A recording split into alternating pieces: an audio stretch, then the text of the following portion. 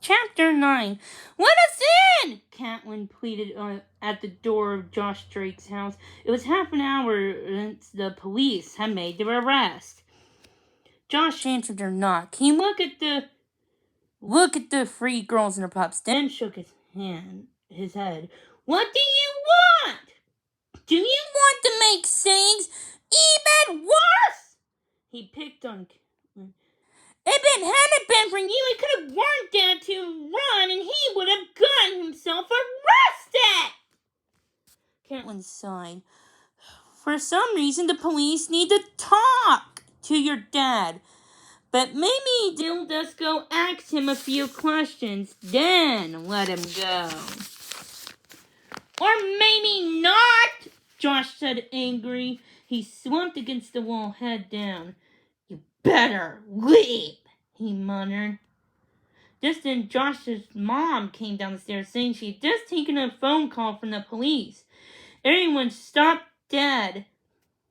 They could tell by Mrs. Drake's shocked face that it wasn't good news. Josh, they just finished interviewing your dad over at the Central Police Department, and Mrs. Drake took a deep breath. And they charged him with stealing Jimmy's painting. It looks like they're gonna send him to jail. There isn't a thing we can't do. Okay, let's work this out, Megan said. The pups and the girls were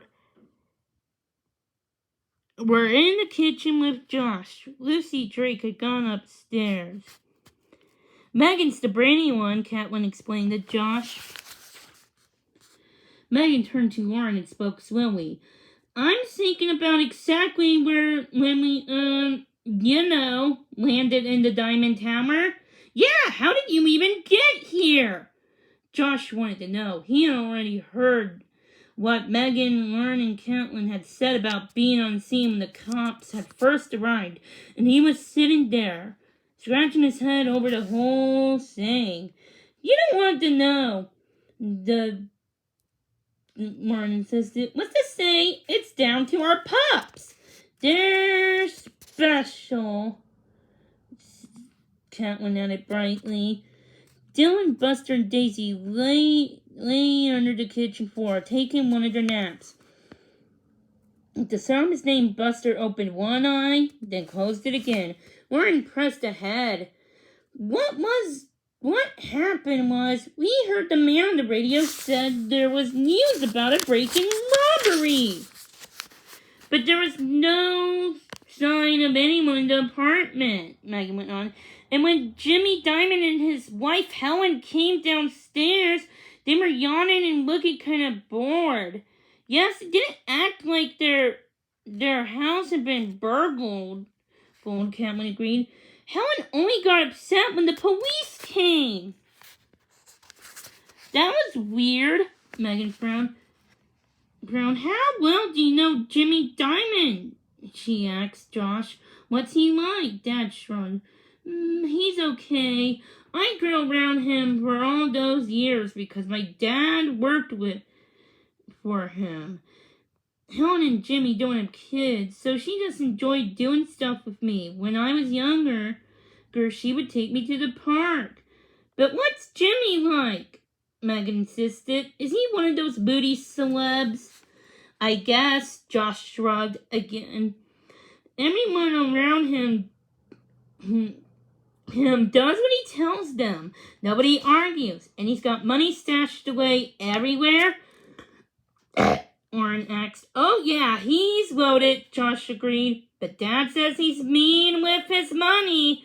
He wouldn't pay us what he owned us if here. That's tough, Catelyn murmured.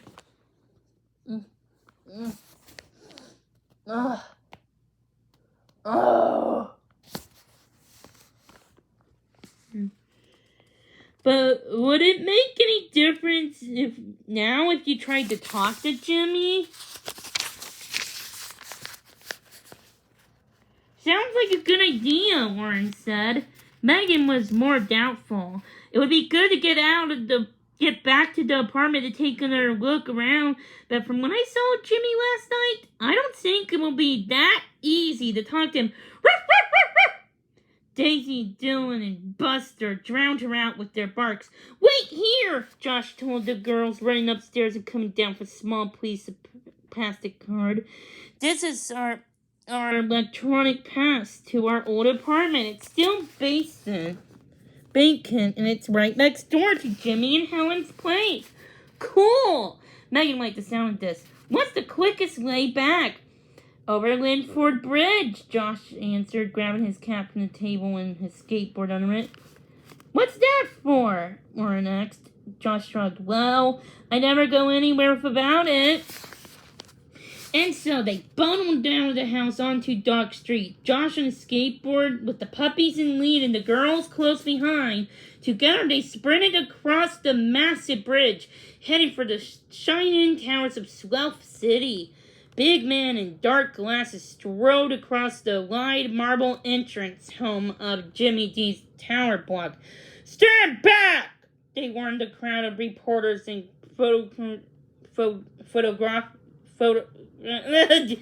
photographers who had waited all morning to catch a glimpse of the rock star.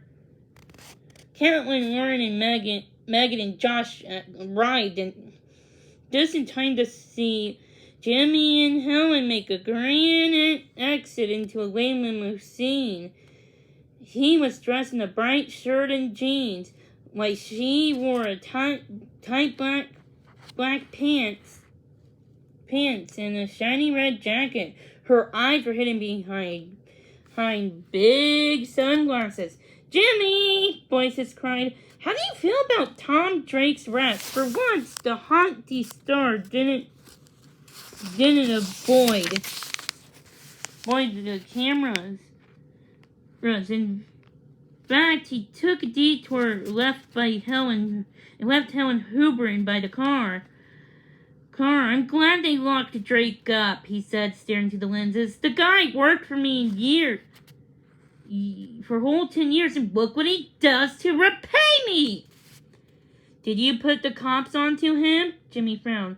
It's well known what's been happening in Drake's life.